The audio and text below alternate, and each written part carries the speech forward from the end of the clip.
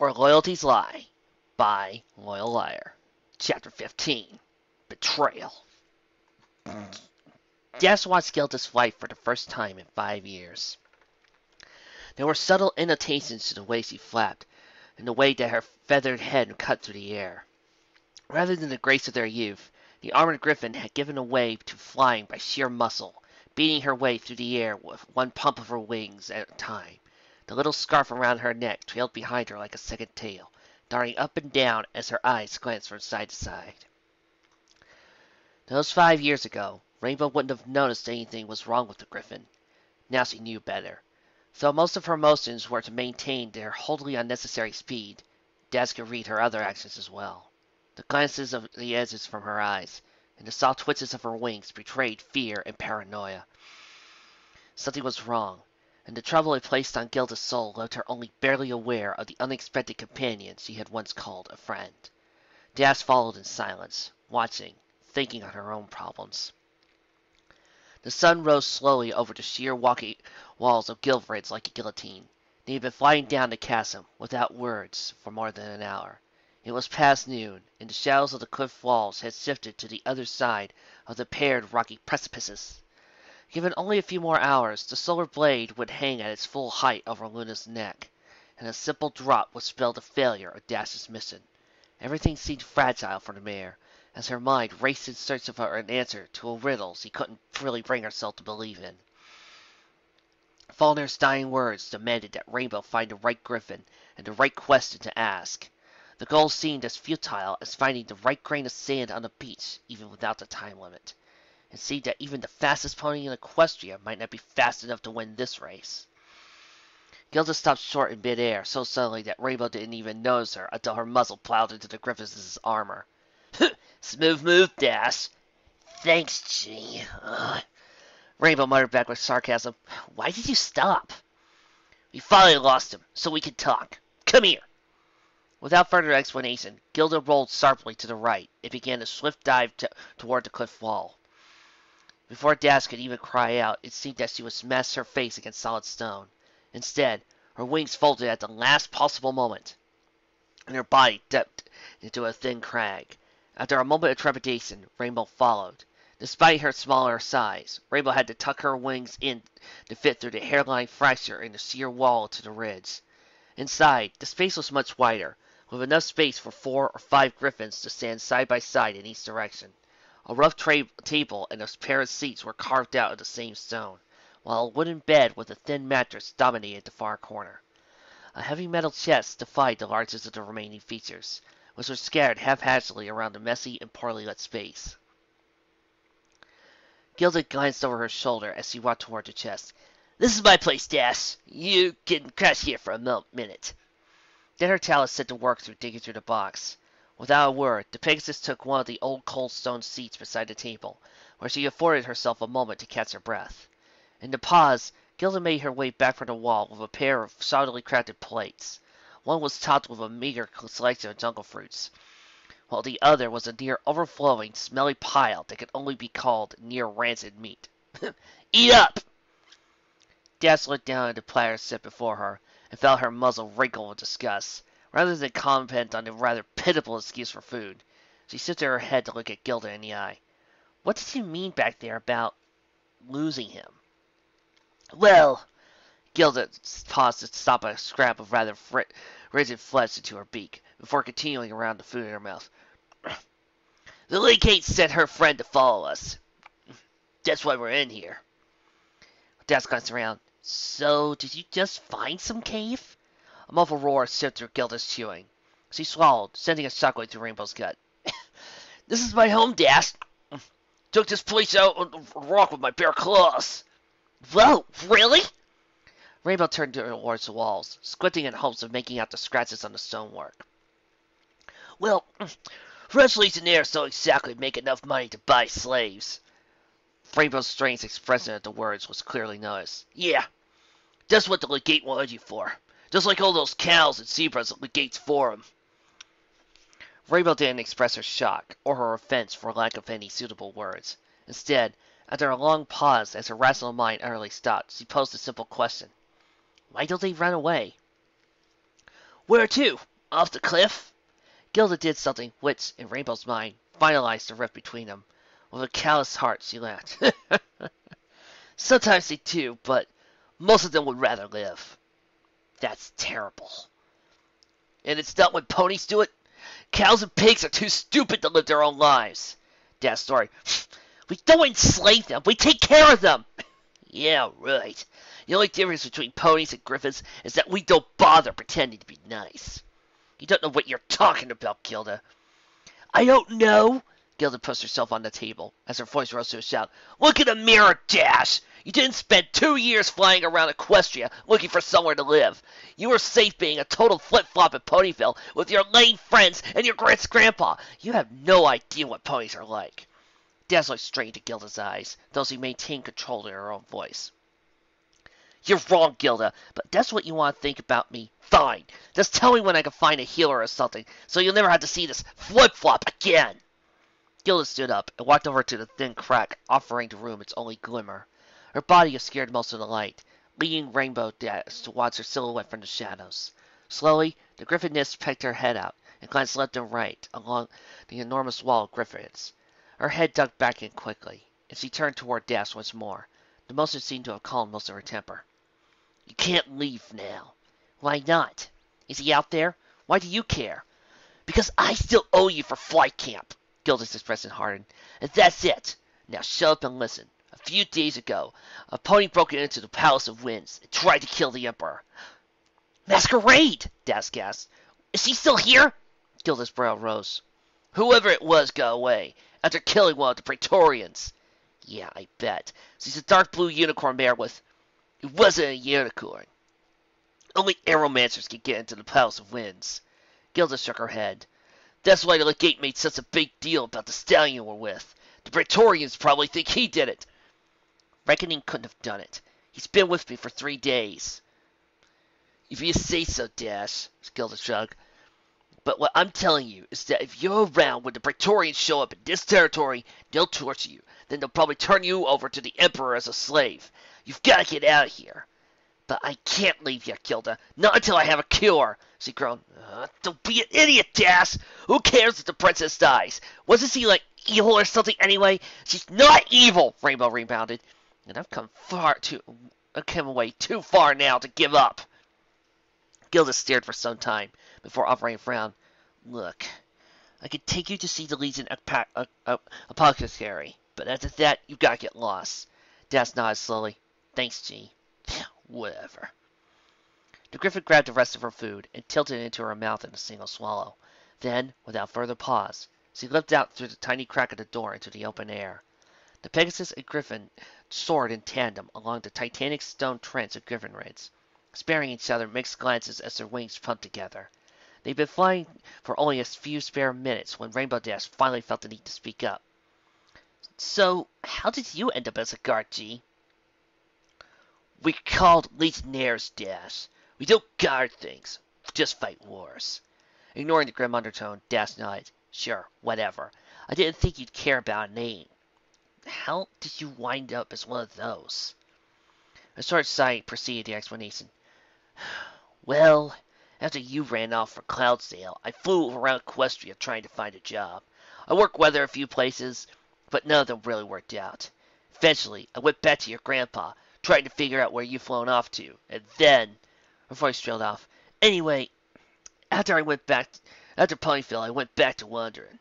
It took me a few years to give up, and everywhere I looked, I saw your ugly mug on all the newspapers. Young Flyer Championship, Discord, Changelings, the Crystal Empire. I just couldn't take it. So I said, screw the tree, and I just flew back here.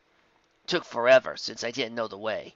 I jumped airships from Manhattan to Morocco, and then walked and flew the rest. That's a long distance. You don't think I know that? Gilda snapped before shaking her head. A hydra almost ate me, but another griffin bailed me out. A centurion named Gaius. When he heard who I was, he took me back to see my family.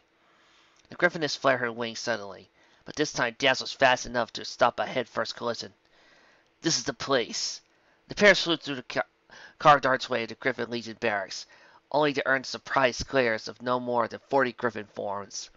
Most were armed and male, but their numbers were great and chaotic enough to make their distinctions unclear. Pony! Hold your horses, Marrow. She's with me. Gilda flared her wings to accompany the utterance. One of the other Legionnaires gave out a short caw that Rainbow could only recognize as an expression of humor. Ha! Gilda brings one of her friends into Griffin Ridge. The Centurion was right. She is more pony than Griffin. This is no laughing matter, another stated, drawing a short, thick sword. Have you not heard of what happened back in the palace? Back off! Gilda flared her wings and roared. I've got her on the gate's orders. She has to be checked before the Praetorians arrive. A few of the Griffins stepped forward, and she answered by audibly scraping her leonine claws against the stone floor. If you doubt my words, you could take it up with her. The Legionnaires held their places for a moment, but ultimately relented. Seeing her victory, Gilda barked out another demanding question. Where's the apothecary? He will return to his quarters when he returns at Aldenia. The cluster of soldiers parted, allowing Das and Gilda to walk together slowly. The Pegasus couldn't help but draw close to her old acquaintance, finding fear in the hungry eyes and hateful talons of the horde of young, violent griffins. Keeping up her part, she folded her wings stiffly and walked tall with the military posture Thundercrack had taught her in one of the few lessons she bothered to recall. The passages of the multi-layered, thin-palled bunks beneath heavy stone passed by what seemed aptly described as a legion of griffins, before finally reaching a long, narrow hallway lit by little balls of luminescent moss. The blue-green aurora gave the series of small offices, carved from the rock, an enormous appearance, hanging above Rainbow's head, too great at a height for comfort of ponies. The second seemed to last carved archway, on the right, opened to a room of strangely shaped glass jars and cabinets. All these objects were centered around a stone slab, but seemed oddly bare without the living pony sacrifice Rainbow almost expected to be present. The bloodstains were there, after all. Trying to take her mind off the uncomfortable setting, Das turned back to Gilda. What did they mean by more pony than Griffin? The topic clearly angered Gilda, as she sat down on her rump and folded her arms across her chest. They think it's funny. I'm the Pony Griffin and the Vegetarian and all sorts of other dumb shit that the Griffins say when they think they're better than you. It all started with my dad. Your dad? Yeah. Gilda laughed. You're not the only one with awful parents, Das. Enter Gaius helped me fight the Hydra. He took me back to my family. My dad was pretty surprised to see me, but he figured out pretty quick that I wasn't exactly what he wanted. Like? It's weird to see slaves and meat when you grew up with ponies. Her words were still awkward, silted and forced. Anyway, he shipped me right off to the Legion to prove I was a real griffin. So, here I am. Des watched Gilda with a mixture of empathy and regret. Sorry. All the lights went out abruptly, followed by a sharp, short, and terrible screaming noise, eliciting a small jump and spreading of wings. The sound ended in a burst of flame, wrapping around an outstretched talon. Apologies. I was not expecting guests, at least of our equine. Allow me the moment. Behind the talon, in the orange glow of his own flaming limb, was an ancient male griffin. Although a thick coat of feathers covered what would otherwise surely have been a wrinkled face, a bushy, rough white beard on his jaw was enough to testify to his age. A pair of perfectly rounded spectacles hung low on his beak as he squinted. With a callous flick of his hand, the fire on his talon shot off in a tiny ball, colliding with a pile of logs set off into the far wall. When they ignited, Das recognized the fireplace.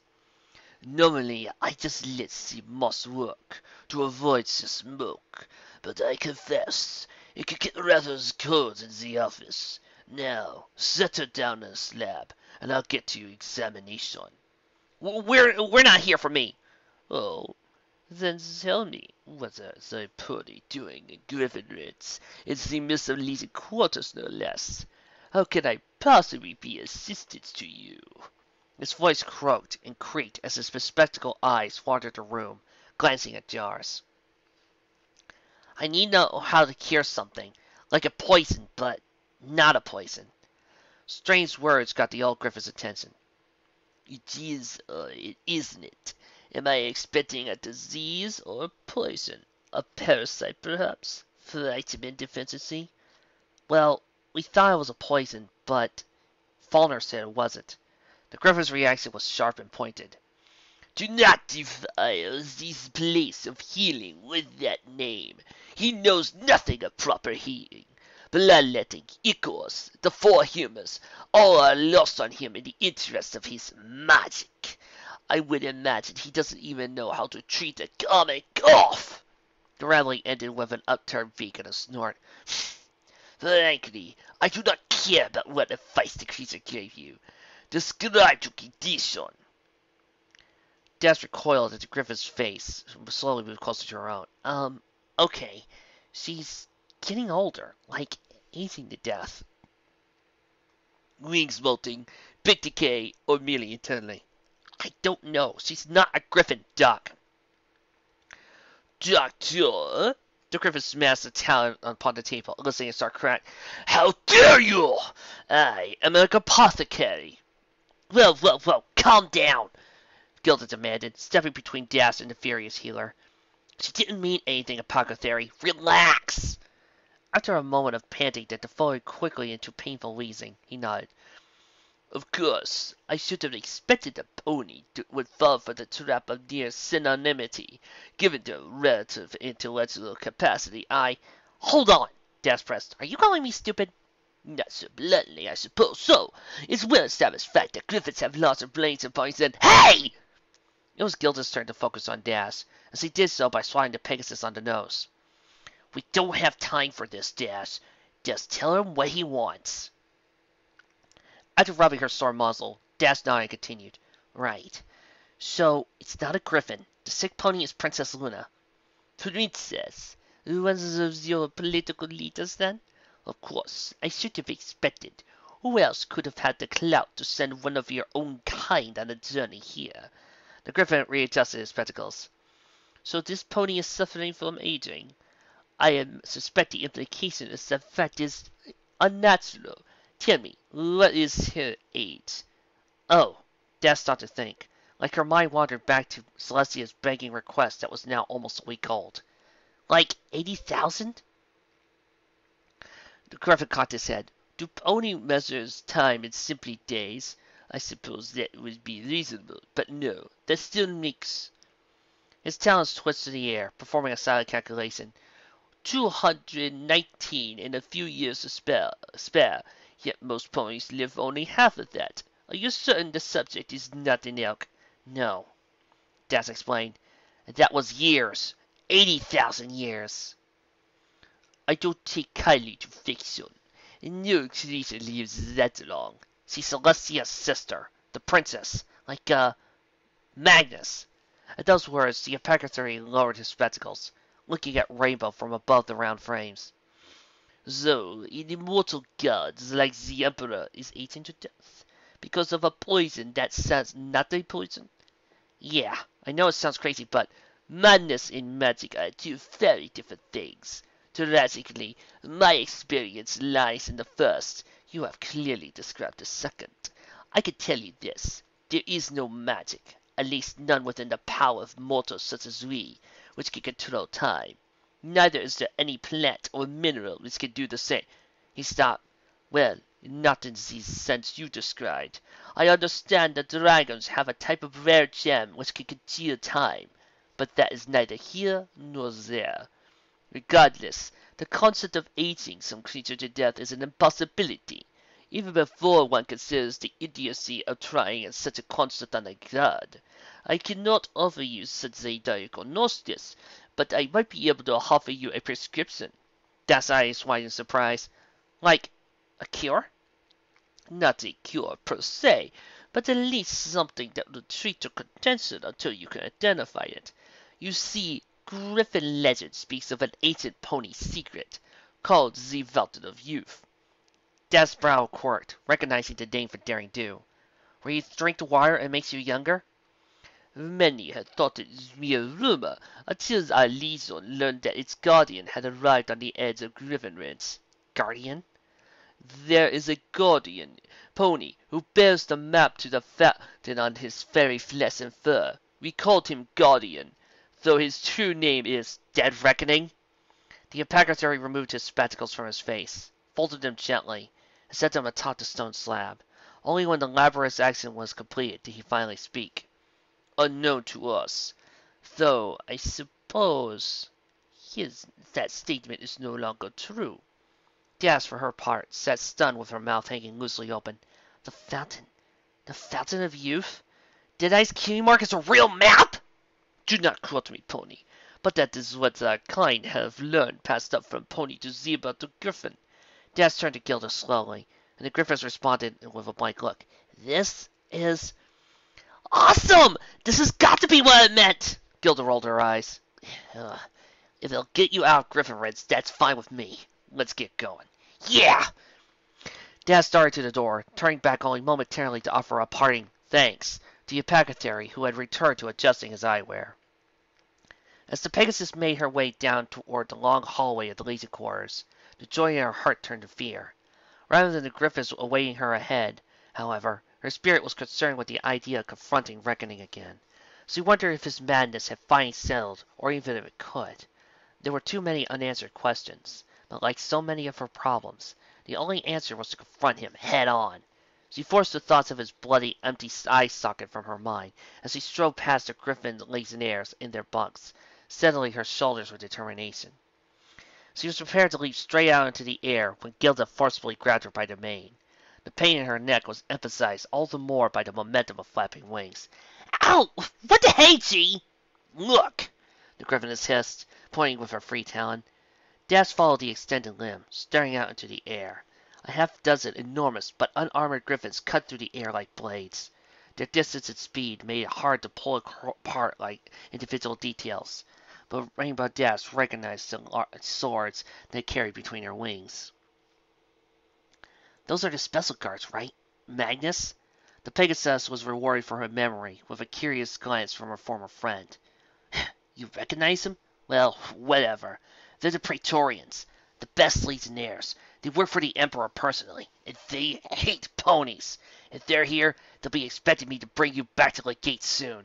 Gilda took a deep breath, waiting for the warriors to pass out of sight. Listen up, Dash. I bailed you out here, so now we're even, got it? There's nothing left between you and me, and I really don't want to see you again. So now, you fly out of that jungle, and you go back, carry your princess, or go back to your lame friends, or whatever, but you don't come back here! There was a hardness in Gilda's gaze that didn't leave a lot of room for discussion. Nevertheless, something in Rainbow's heart stirred. She hadn't wanted such blunt parting ways. I'm sorry, G. Whatever, Dash. Just get lost. The simple, blunt words were a bitter pill for Dash to swallow. Shining armor barreled up the main streets of Canterlot with such speed and force that the noble ponies screamed as they got out of the way. He passed 3 hospitals without so much as a hesitation, knowing that the mare resting across his back could only be treated by the best. Normally, those ponies worked at the hospitals he left behind, but he knew where they had been summoned to, and what patient they were serving. He offered the palace doors no more curiously than he had the civilians milling about in his way. A burst of magic quite literally slammed them open, and he ran through the same force who swung them back shut. His host screamed for rest, but somehow his mind thought that a single second might be the difference, so he ran on. Stairways did not slow his speed, and corners did not give him pause. In his time of need, he would put the guard's fastest sprinters to shame. He spared magic altogether, and bucked open the doors to the palace infirmary. What are you doing? A doctor shouted, furious at the sudden noise. She needs help! The captain answered, carrying Golden Soul's burnt form to the nearest free bed and settling her gently down with magic. Please, doctor! Seeing the stallion's obvious distress, and relatively little change in the princess's condition, the doctor made his way over. Upon getting a better look at the mare, he gasped, What happened to her? She was in Baltimore fire a few hours ago. Alice, don't they have hospitals in Baltimore? She could have died on the way. The physician's protests were accompanied by a very rapid set of tests and glances at the various burnt parts of her flesh. His horn ignited briefly, and he spoke aloud. Get Dr. Kraft and a burn trauma into the infirmary. Start! Wait! Please, let me do my job, Captain. You don't need a trauma team for this. It's magical trauma. The doctor simply stared for a few moments, then his horn ignited again. Dr. Escalupus will need you urgently. When the glow faded, his face was blank. I never heard of anything like this. Fire magic? He then took a deep breath and turned to the captain fully.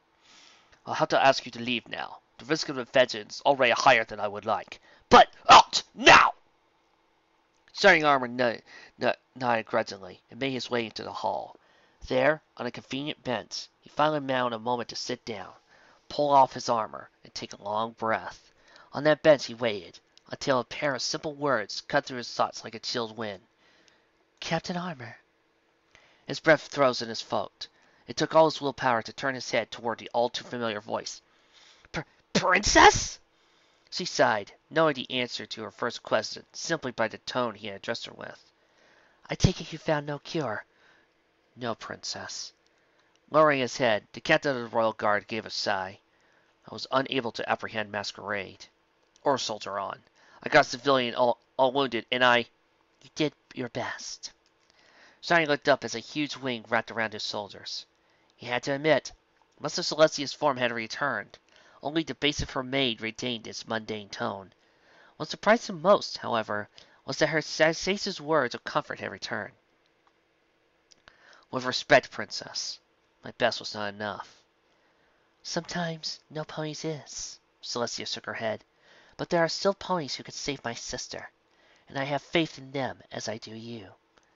Unsure what to say, Shining nodded. How long does she have? At least until tonight. Tomorrow morning, I suppose. After that, nothing's guaranteed. The princess glanced at Shining and leaned close to him. What about yours? I made a stupid mistake, he answered. She was a contact on the trail to Masquerade, and I let her come along. She got hurt. He pondered mentioning Redding's role, but ultimately held his tongue. There were reports for such complaints and accusations, but neither had its place in that solemn hallway. Celestia smiled, but the look on her face was sadder than that of any bodily feeling. Your sister once came with me on a trip to northern Zabrica to meet with the governor. While we were there, I gave her some money, and she used it to purchase a local fruit she had read about in a book from a local market. I felt such an exercise would be good for her. Ultimately, it was less than clean, less than ripe. She became very sick, and I feared that something terrible would happen. But when I tried to take her back to Canterlot, she wouldn't let me. She told me I still had a job to do, and I still had to go talk to the governor. Celestia's smile grew less sad with each passing word. She proved she was the strongest little filly I had ever met, in her own way, and I remember a very old lesson. She leaned over to Shining's ear, and though there was no pony else to hear her words, they came in a whisper. Every pony gets hurt, but how we get better is what makes us better ponies. Shining nodded, though he wasn't sure he understood perfectly.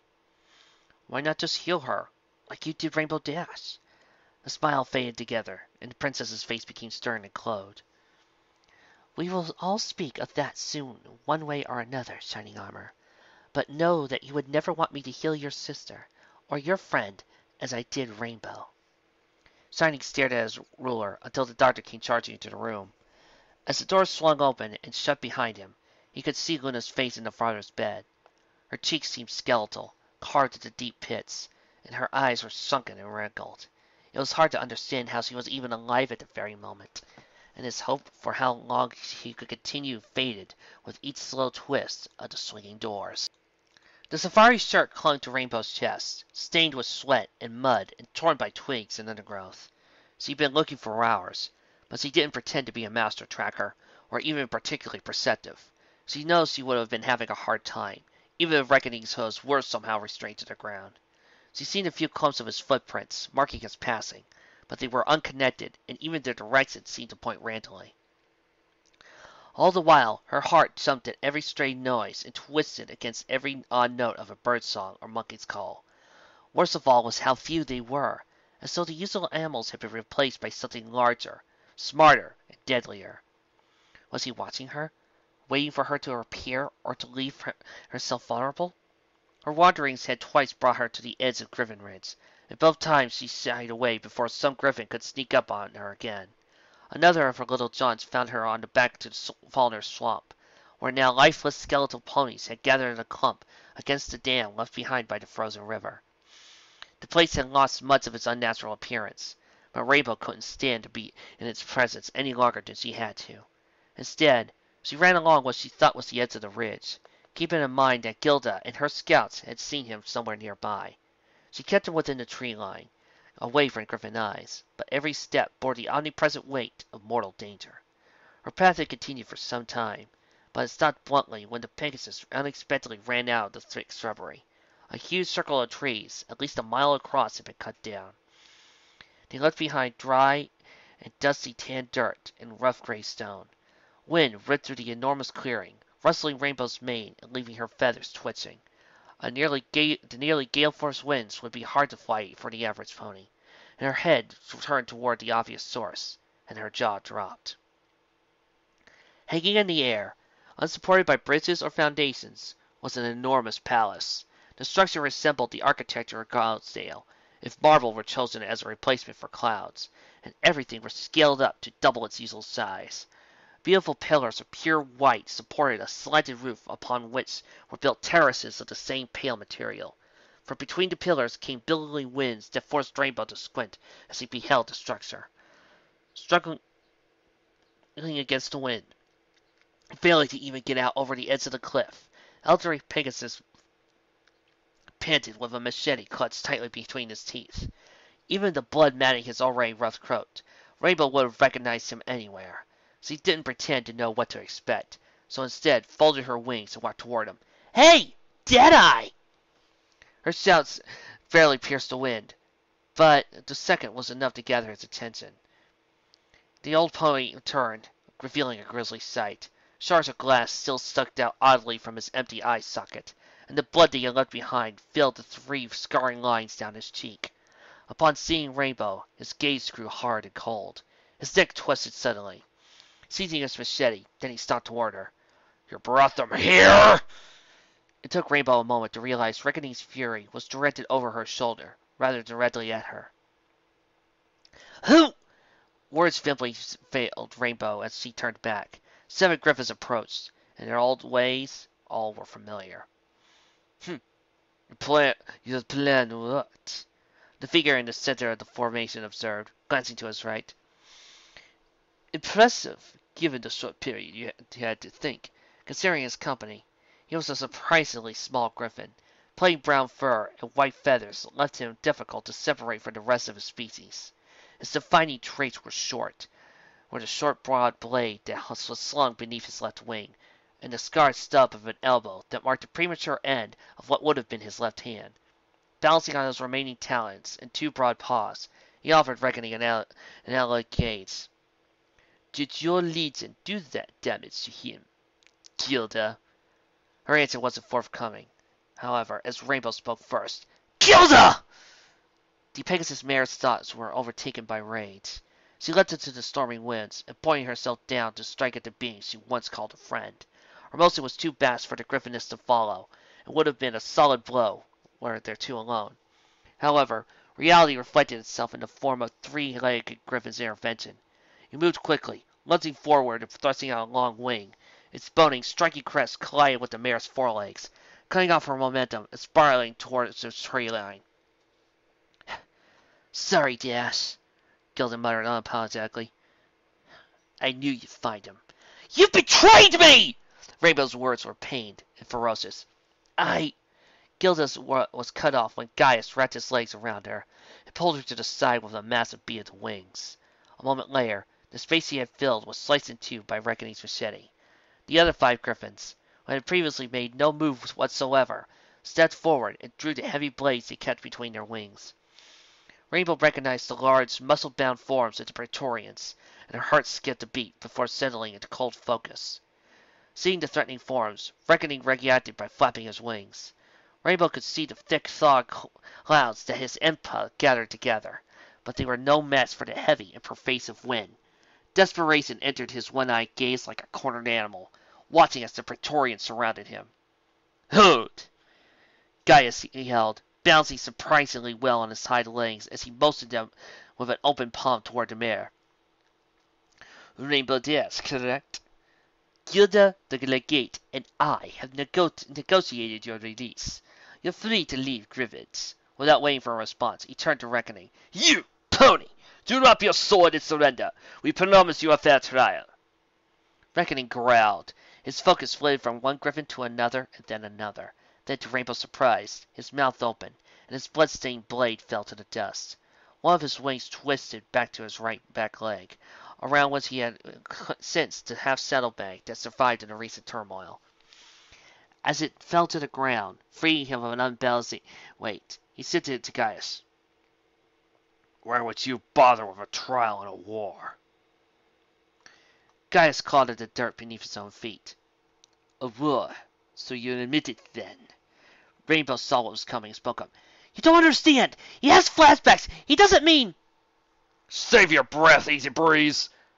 Reckoning spat the words with fury, before drawing back his head and spitting literally on the dusty rocks. "Take your friend's gift and get out of my sight!" Gaius nodded.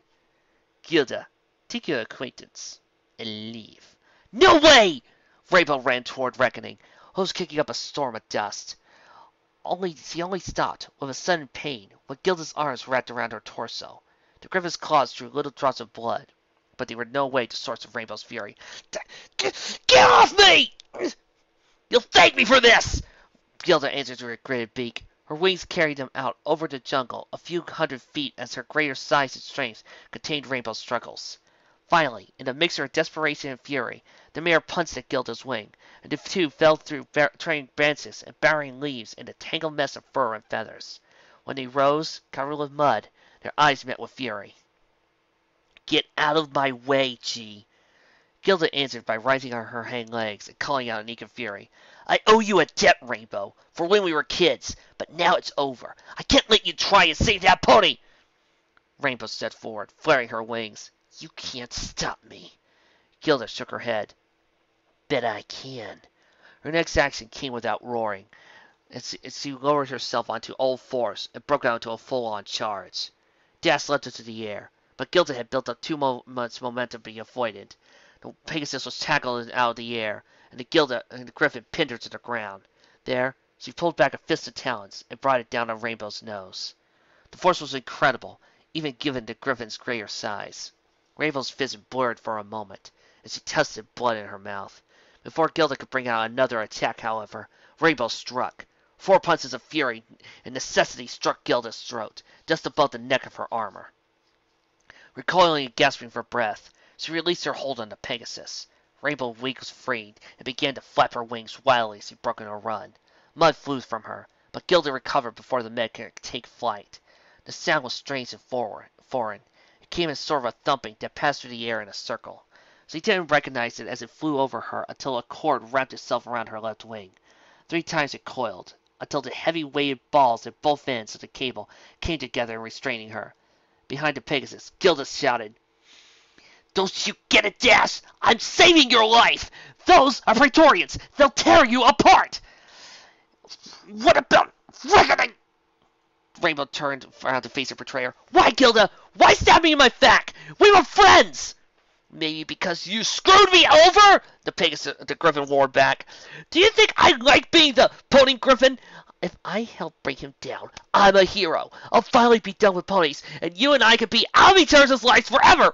Why do you care about him anyway?" "He's my friend!" Rainbow answered with equal force, before lowering herself and pawing at the ground. "Though I guess you wouldn't understand that."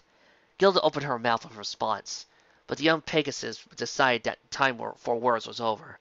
She charged forward with her wings pinned to her side. Gilda answered by rearing up on her back, rearing both her fists and talons for a fight. She looked over the approaching pony, but Rainbow had forgotten fear.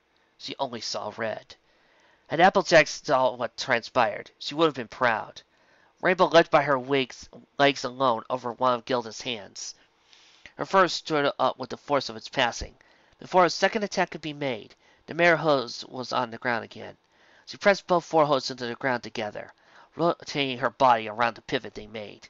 Even as her momentum carried her sliding into the muddy jungle soil, her hind legs were brought to bear on Gilda's exposed torso. A single buck was all it took to throw the Griffiness off balance. A tree shuddered from the sudden collision, but it did not break. Rainbow ran forward, throwing attack after Gilda. She caught herself quickly, blocking some kicks with her mighty wings and allowing others to strike against her armor. The vicious battle ended with a swift backhand that threw Rainbow on her back. "Leave!" Gilda shouted, wiping the dirt off her bloody muzzle. Rainbow answered simply, "I don't leave my friends behind." Then she ran again. Gilda's armor was too strong for the mare with the best without a weapon, but her mind knew in its own little way she had one. Wrapped in tight bolas, her left wing bore just the force that she needed, so she brought it to bear. The strike crumpled Gilda's guard and left a dent in her armor. Both combatants howled in pain. Thundercrack's angry words echoed in Rainbow's mind as he struggled backwards. Griffith's wings get Griffiths get striped with their wings because they have a solid ridge at the angle of their bones at their crest. If I were wearing my helmet, then you would have went for that blow. And my head would be fine, but you shattered her wing. While his threats hadn't come true for breaking her bones, the pain was all too real. She shook her head and folded her wings again. Gilda cracked her talons aloud, shaking her head with a sneer spread across her beak. Did you forget who taught you how to fight, Das? This is the last time I go warning you. Das nodded and closed her eyes, thinking back to the first day she became a guards pony. Lessons taught by a furious pony through her curriculum of bruises and shouting came flooding back to her hooves. It was Gilda's turn to go on an attack, as he did so with the furious pounce of her Griffin legionary. All four of her legs were brought to bear, ready to claw and rake at Das's wings until the mare gave in. She was expecting running or standing to fight. The Pegasus chose neither. Instead, a small and altogether subtle step was enough to avoid the first of Gilda's attacks, leaving the mare in the low space between Gilda's belly and the jungle floor. There, she lashed out in short, swift strikes. Her targets were flesh, anywhere she could see, knees, elbows, neck, thighs. She rolled in and attacked and squirmed, striking again and again until the tips of her silent hooves took on a tinge of a different color. She only stopped when Gilda's wings flared to leap away.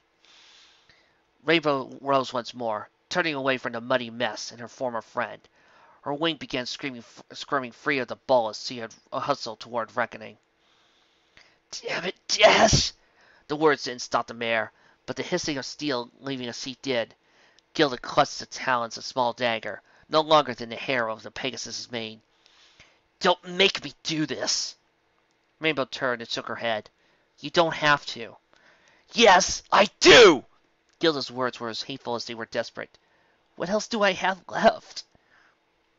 Gilda's moved, and dashed it as well. The Pegasus was, as always, faster. Her hind legs bucked on an instinct she didn't know she had, a dozen feet away from what would have been her target. White light spread across the trees, and a crisp crack split the air. Then Gilda fell, alongside the gentle breathing and the scent of burnt hair. Dad shook her head, wishing she knew the answer. Rainbow's mind was too concerned with Reckoning's fate to spare further thought for Gilda. She was still alive, and the mare could not bring herself to care about anything more. She finally broke the cable on her wing, and took off toward the windswept clearing. As she shot past the tree line, her eyes took on a thankful sight. The Praetorians were fighting Reckoning, who danced between them with an agility that their larger bodies struggled to match. He had felled one, but the panting of his chest clearly displayed his fatigue. On the far side of the clearing, near the sheer edge of the cliff, Gaius' wings were on fire. The talons of his sole hand held a bowl of water, was stirred in a roaring storm behind his back. As Rainbow ran forward, his appendages met the bowl, bringing forth a cloud of sheer white steam that bellowed thicker than any cloud. Look out! Rainbow shouted to Reckoning. The old pony turned just in time to see massive talons of mist reach out for him, and a pump of his wings carried him out of the way. Breeze? I never thought... Never mind. Thanks! The words were offered well, though the machete scout had gripped tightly in his mouth, though whatever else he might have had said was cut short by the oncoming blade of another of the Praetorians. Rainbow ran forward to join the fray. It was a heroic motion, but also one that wasn't perfectly thought out. She leapt into the air toward the griffins, and then stopped to the sensation of what could only be called a warm chill gripping her body. She looked back to see Gaius' steams wrapping around her. "Brains!" Reckoning shouted, as Rainbow's plight stole his attention. There were mere moments of distraction was enough for his blade to be knocked away, and the Praetorians to fall upon him. He roared at Thury, struggling through their grasp, but even a young pony had no hope against the strength of 4 mighty griffins. "There is no point in struggling, Rainbow Dash. Only a stronger empatha can break the cage. You lack the discipline that controls such potent emotions." Ignoring his words, Rainbow struggled against the veil of the steam, but against her hooves and neck, its durability rivaled solid stone. Only her wings were free to move, but not even their rapid flapping could do nothing. It could beyond lift her hooves a few sparse centimeters from the ground. Neither the little gusts he produced, nor the fierce storm sweeping over the clearing from the desolate griffin could do anything to dispense the dense cloud. Instead, Rainbow was left to watch, helplessly, as Gaius turned back to reckoning. The old pony struggled against the griffins pinning him to the ground, and all the while his fury was echoed as much in his eye as the aged yellow teeth revealed behind peeled black lips. The prelate looked down with calm and respect. In return, he received hatred and malice. The griffin drew his short sword, and waited gently in his sole remaining hand of talons. A few calm steps, balancing on his hind legs by the use of his strong wings, brought him to where Reckoning's machete had fallen. He placed the paw down on it heavily, considered for a moment, then kicked it along the dirty stone ground. It bounced twice, with soft metallic clanging that barely bested the noise of the wind, before coming to rest a mere foot from Reckoning's face. "Release him," the prelate commanded. Reckoning was released, as the griffins spread their wings and pulled away from the prisoner. Even in his fury and madness, Reckoning could see some sort of danger in the griffin he was facing. Gaius was calm and patient. He walked back and forth, eyes always locked on the opponent. The Pegasus rose to his hoofs with deliberate and slow motions before claiming his machete. His empty eyes socket, already half collapsed on its ghastly contents, narrowed in hatred. Then the piece shattered in pieces. The old pony charged as fast as he could manage. Rainbow had to begrudgingly respect the blue or gray as it slammed into the griffin. For a pony of Reckoning's age, such motion ought to have been impossible. Gaius, however, was expecting nothing less. In fact, as sparks flew from the thin line where the blade of Reckoning's machete met the flat of Gaius's gladius, the griffin seemed almost disappointed. With the force of his wings and the weight on his shoulder, he leaned into the parry. The old Pegasus was thrown backward, landing on his hooves in the dust a few feet away. Their parting was short-lived. The prelate took his moment of advantage to lunge forward at Reckoning. Rather than locking their blades together, he attacked in a furious storm of strikes, forcing his foe's neck to bend at odd angles, to deflect his more dexterous wrists. Rainbow could see the Reckoning recoiling with every strike. There was magic in Gaius' strikes, a dura that seemed unnecessary given Gaius' superior size and youth. In desperation, Reckoning took a leap backward, allowing the prelate's blades to pass just under his throat. The motion was risky, but it should have given the Pegasus time to react. That time, however, was nowhere to be found. Gaius spun on one hind leg, and drove his other paw forward in an immense kick, a buck ending in a deadly claw. 2 short lines of blood appeared on Reckoning's right shoulder, staining his gray coat, as he was tossed backward again. This time, in a gasp of pain, the old soldier fell down. Sensing weakness, the prelate lunged like a feral predator. Reckoning rose towards the attack, twisting his neck to bring their blades together. The motion seemed futile to Rainbow. There was too much force behind the plunging strike of the griffin for Reckoning to stand any chance. No pony's neck could stop that strike. Steel met steel, not with a ring or a clang, but instead with a crack of thunder. For just a moment, the air between the blades compressed. What followed was an invisible explosion of force that changed the direction of the howling wind for a moment. It was Gaius' turn to be thrown off balance. His sword skipped from his talons as he spun head over tail, landing in the dust. Reckoning's advantage lasted only moments, however. As he flew forward on tired wings for a killing blow, Gaius' talons traced a circle on the ground. The dirt and loose stone rose up, sending what might have been called a small sandstorm into Reckoning's eye.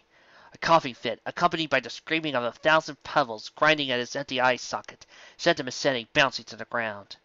This time, Gaius felt no need to rearm his opponent. Even before the magical storm had stopped, the griffin brought out a roar paw back around in a wide kick. Adding to the pain of the blinding storm, the old Pegasus was thrown through the air like a rag doll by the sheer force of the attack. He landed crumpled on his side, struggling desperately with both hooves to clean the mess of dust and rock from his face. He was not fast enough. Gaius pounced atop him and lifted the same rear leg. It came down once, twice, then 3 times on Reckoning's left wing. Each strike was audible in the forest above the constant storm. The stone beneath the wing cracked under the force, and on the third blow, the pony's flesh broke as well. The sound, crystal clear despite the howling wind, seemed to Rainbow like that of a branch freeing itself from a tree in a roaring autumn storm. It was crisp and clean, save for the scream of unbridled agony that shot over Reckoning's tongue. A shard of jagged white bone thrust its way free of the feathered flesh of the Pegasus' wing, accompanied by a small burst of blood. As Gaius' talons closed around Reckoning's throat, Dash could see the tears pouring from behind both his closed eyelids. Her heart screamed in empathy, but all her struggles could do nothing to stop the choking grip of the prelate as he carried the scout to the edge of the ridge. The griffin leader spoke loudly, calmly, and with a solemnity that a less distraught Rainbow Dash might have well respected. "For the crimes you have committed against the Griffin Empire, you are given to the Great Chasm. Any words before your final flight?" Reckoning nodded slowly, squeezed open his good eye. As tears ran down his broken face, the old soldier turned his gaze away from the prelate, toward the distant form of his young partner. "Tell the princess I'm sorry, Rainbow." The surprise of her name stole the air from the mare's lungs. As he was given no time to gather her thoughts, Gareth thrust Reckoning forward and spoke loudly and clearly. "Fly now, elder, if your wings will carry you." Gravity seemed to react slowly as Rainbow screamed. Reckoning slipped downward. His wings fluttered helplessly against the air, but his shattered side could not carry his weight, and so he continued downward. The edge of the ridge first stole his hind legs from sight. The gray fur seemed more faded than ever before, as if he were nothing more than a frame from an old film. Grayscale, blurry, unable to move beyond a single pose. His tail went next, short and stubby, and still filled with the brambles and dust of his adventurous life. Then his cutie mark, the sole remaining color on his wearing coat. She had forgotten all about the map, and in watching it disappear, she felt hope fade along with it. She flapped her wings as he went further and further. Every beat took the greatest ounce of her energy. Her cage may have protected her body, but it was tearing apart her soul. In agony, she cried out again, though the wind stole her words. His brown shirt, stained red with his own blood, was swallowed up by the void. His rough mane and poorly shaven roughness of his next coat passed next. In a moment, all that was left was his smile, and his one smiling eye. Her heart skipped a beat as she realized what she had seen. His smile was the same one he had worn when the first day she had met him, when she thought it was funny to pop his eye out and scare her. It was the smile he wore when he turned a splash of water into icicles, and earned her amazement. It was the smile that he had worn on his face when he first erupted from Falner's River, and he saw that she was still breathing. In a few tightened muscles and subtle upward twists, his muzzle spoke more volumes than any library. In a single instant, it too was gone. As tears met Rainbow's face, she felt something in her wings. It was a sensation she hadn't felt in 5 years, born of emotion, magic, and desperation. Her mind recalled Luna's fall, and the mare could only think that she would not fail again. And so, wielding loyalty even in the face of death, she flapped once.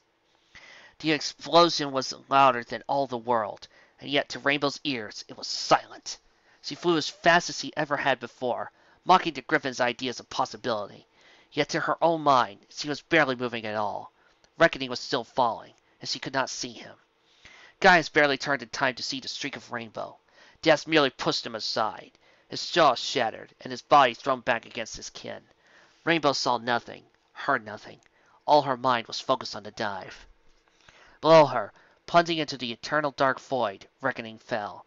She stretched herself toward him, and to her surprise, she sped up. The motion seemed to take eternity.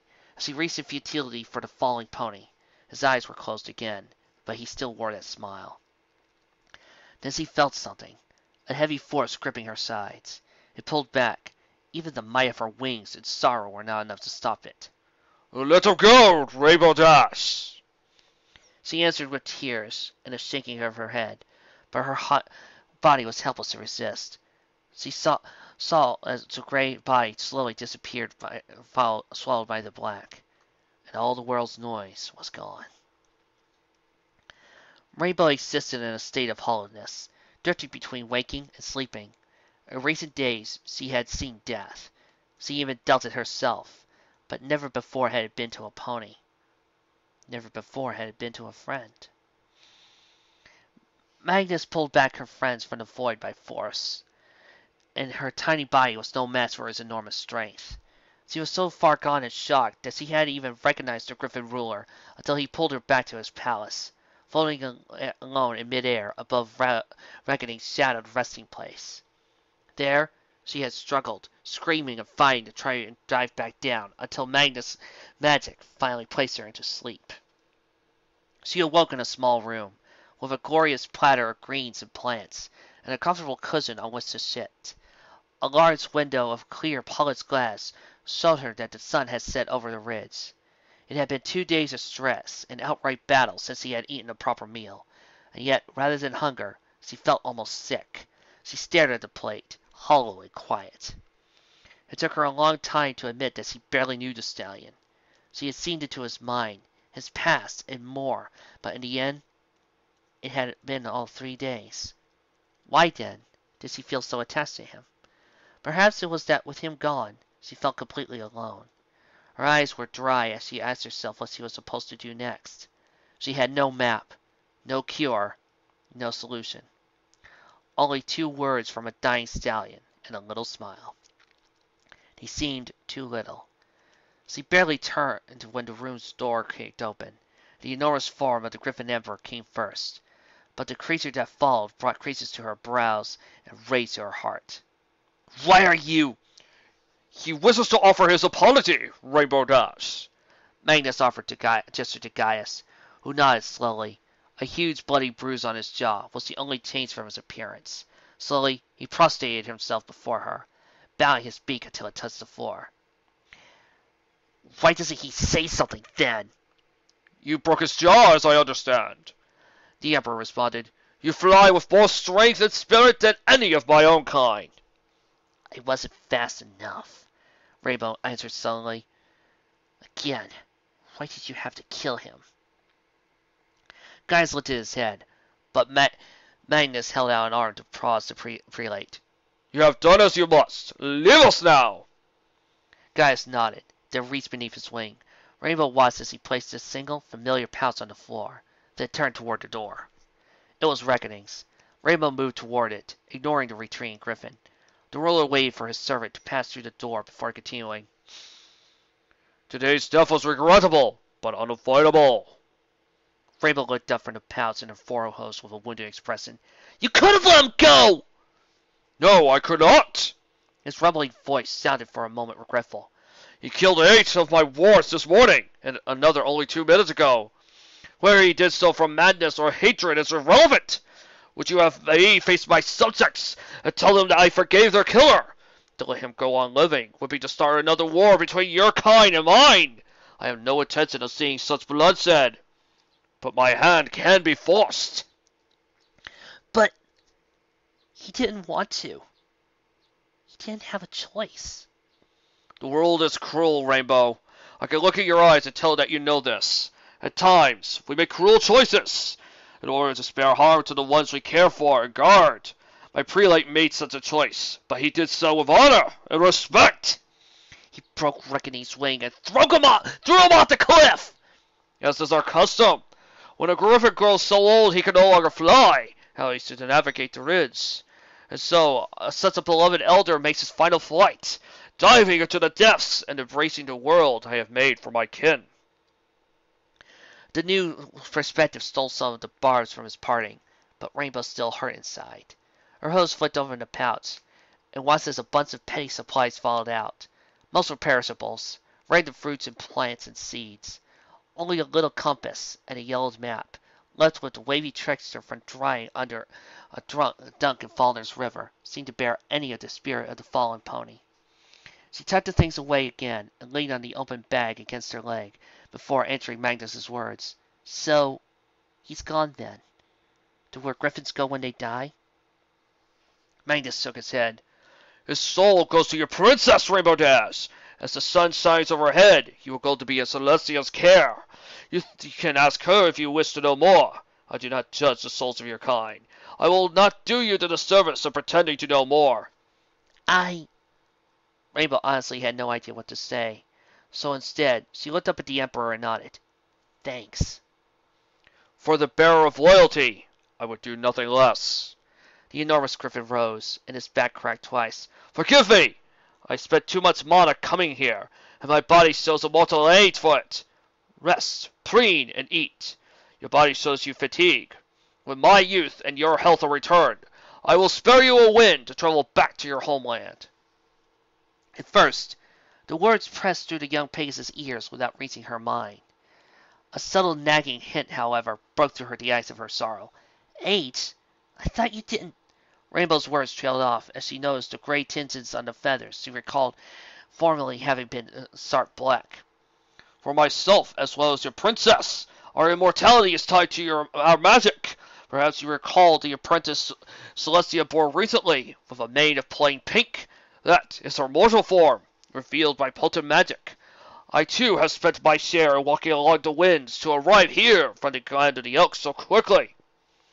The nagging thought progressed, remembering Celestia's letter. She opened one of the breast pockets of her muddy safari shirt, only to pull forth an unreadable mass of soggy parchment. A sigh escaped her lips as she dropped it on the plush, luxurious carpet. If you spent all your mana, what would happen? Perhaps you misunderstood the magnitude of our power. I cannot imagine such a feat of power, though perhaps Karen might. The Emperor looked away momentarily. I imagine we would face a mortal death. So, if a poison took away all your magic... A hint of excitement blurred with the melancholy in her voice by the time he cleaned her off. You concern yourself with Luna? Magnus nodded. Just as you said before, yes, though I was not told of age. I assure you that Celestia knows this fact as well as I. She would have been aware of such a reality. But she and I both know no poison exists. Are you sure? I would not lie. I have no more intention to see the young princess die than you do. Sorry, I just... Do not dare apologize for the sacrifices you have made, Rainbow Dash. No true griffin could accept such an apology. But know that your life is important as well. Or do you think discord would have spared my kind? Magnus stepped up to the doorway and turned a furnishing bow. I see in you a true warrior. What? Rainbow looked down at herself. Muddied and bloodied, beaten, having been unable to save her partner or friend. Why? Because when you fight, it is to save lives, rather than to end them. As the door creaked shut, Magnus' words shifted in Rainbow's mind until they were different words entirely. You were trying to be a good guards pony. You were trying to save lives. My life. Your princess's life. Sometimes, it means making choices. No, she answered aloud, wishing to turn and see Reckoning standing behind her. I chose wrong. I couldn't save you, and I can't save Luna. She's lucky to have you looking out for her. I failed! Even if I found a cure tomorrow, I couldn't get back in time! Her host smashed against the table, spilling her platter of perfect grains across the floor. A few grapes and nuts rolled onto the still opening lid of Reckoning's sole remaining salad bag. Her hoof moved in, trying to sort out the food from his keepsakes. Her hoof stopped on a rough brown canvas bag. She nearly skipped over it, but then turned for a second look. A poison. That isn't a poison. A shining ray pierced through the icy surface of her sorrow. She called it hope. It put a tiny smile on her face. It took a part of her hope to be it looked the way his did. She then cinched the bag onto her leg, turned to the door, and took flight. Magnus would have to give her the wind early. The little bell above the doorway of the Carousel Boutique rang gently. As the mare stepped out of the rain, it was rather too late for a customer, but the truth was that the owner hadn't been sleeping. Rarity could hear it pouring out even from her workspace, upstairs above the main sitting room. "I'll be with you in a moment," came the owner's call, rather than more deflated one that we usually expect even at the unreasonable hour. She carefully stitched the last bit of black thread for a dress she had intended to wear herself, then walked down the stairs. She knew she wasn't looking her best, and hoped the customer would forgive her. What was the point of mascara if one knew it was going to run? "Welcome to Carousel Boutique," she began as her host met the ground floor. Across the room from her was a young indigo unicorn mare, wearing a black mane with blue and purple swirling head highlights.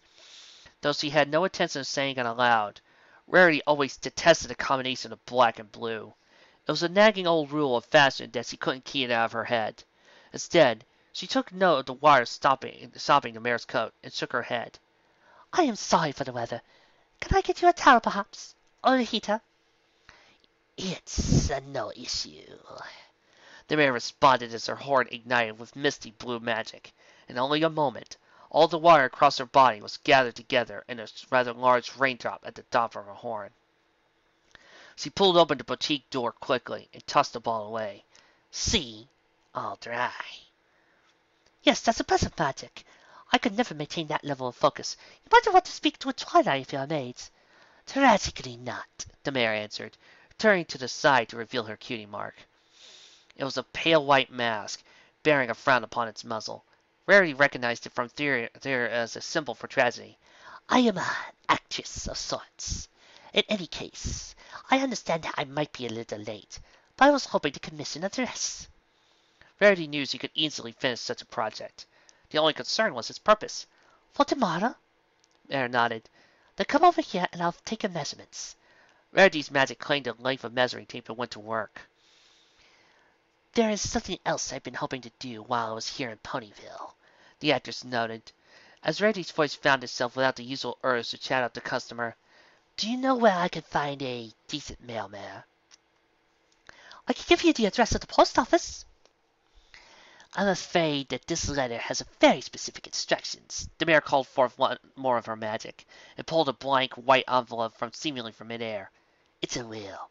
"Oh, I see. Well, there is a map I can direct to you when you're done, Miss—" The actress thought for a moment, then smiled. "You can call me Miss Ball." The sky was dominated by twilight, though the sun's light shone over Equestria ahead and to the left. The colors it painted across the sky reminded a tired, hungry, and aching mare of the friends she had left behind altogether not too long ago. On the very edge of the horizon she could see a pink, starry light, gentle like Fireside Mane, before devolving into the darker coat of Pinky.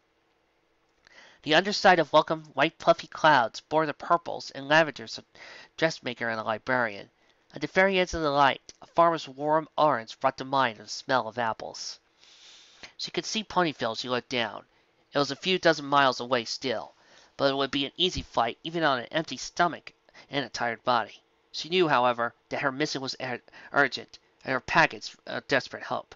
She couldn't allow herself the distraction she longed for. Instead, her neck was locked toward the spire of the Mountain of Dawn. There, glorious ivory candlelight hung and stretched forth, yearning for the sun. It wouldn't be long now.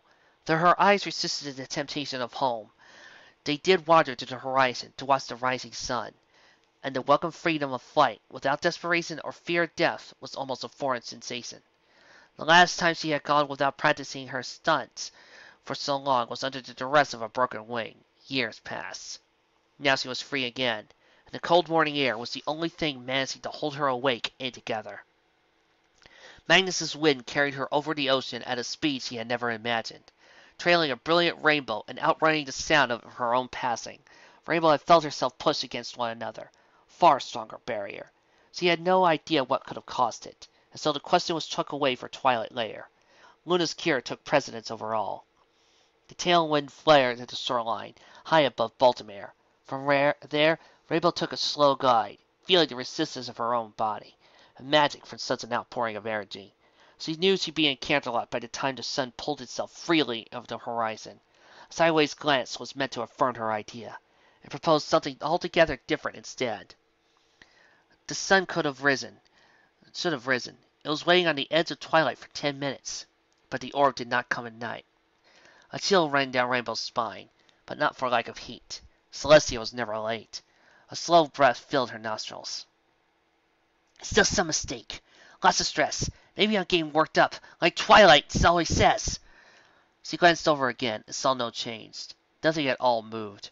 Her wings skipped a beat, and her stomach jolted as she dropped a few feet. Rather than recovering, she moved to do a dive, pushing again with all her might. Something was wrong. Terribly wrong. No matter how hard she had worked, her body was too tired to bring forth another rainbow. Instead, she dove for all the speed she could, and then pulled up with furious wing beats. The speed was still impressive, but her fear was that she had been too late before she even began.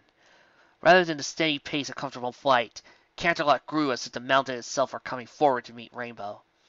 The wind ripped through her mane, leaving it flowing backward along her neck. She forced herself to ignore the aches for a few moments more, watching as the railroad tracks and the foothills passed on the ground a mile beneath her. Then, in an instant, she was over the city's walls. Early risers looked up to see the speeding mare overhead, bloodied, torn, and seeming far older than she had been 5 years ago. She didn't notice them. Her body pulled down toward the huge wooden doors of the palace, flanked by a pair of guards. They saw her coming and glanced at one another. She didn't have time to explain. Her shoulder was lowered, and the doors flew open. The shake that the blow dealt to her own body in retribution was the final nail in her endurance. Crumpling her wings, leaving her to slide across the marble floor of the entryway in her belly, struggling to pull up Reckoning's bag. The two guards ponies from the door rushed over to her fallen form, ready to bark orders. She spoke first between gasps of breath. This! The world swam before her eyes, growing murky and distorted. Is Luna's. Sleep claimed its victim without further protest.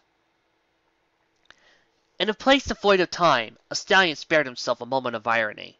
He had to admit the image of a landscape of puffy clouds and glowing light had always seemed to his mind just a bit tacky. No pony joined the guard wanting to see the world and then found himself only satisfied by the perfect bits.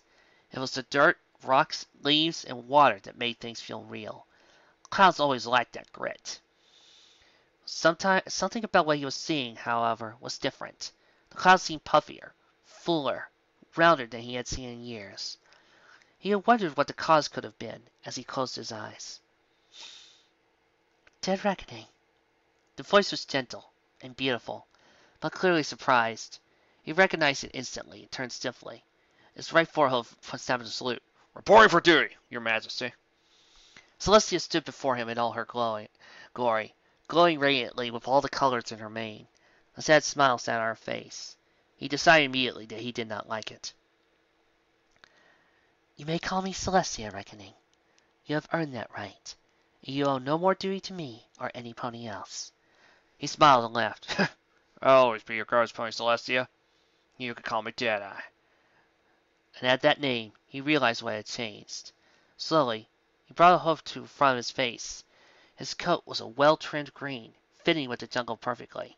He blinked with both eyes, and smile grew just a bit wider. Very well, Deadeye.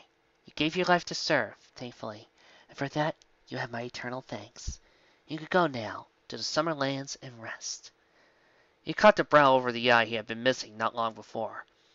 To be honest, Celestia, I never really liked sitting around and resting. I signed up to the guard for adventure, and I wasn't done before. He flexed his supple wings. Now I feel like I could take on the world. Then perhaps adventure is what you will have, Deadeye. I cannot tell you exactly what awaits, for I cannot go myself. She offered a little grin as she lowered her head to the back of his. It was a luxurious feeling, the comforts that she could never give to soldiers in life. One way or another, things can be arranged. I like that. Reckoning answered, spreading his wings and rising into the sky. I think I like that a lot. Okay, people, get yourselves ready, because next chapter is the big finale, as I proceed to read over 15,000 words, so yeah, better get some popcorn and relax. This is going to be a blast.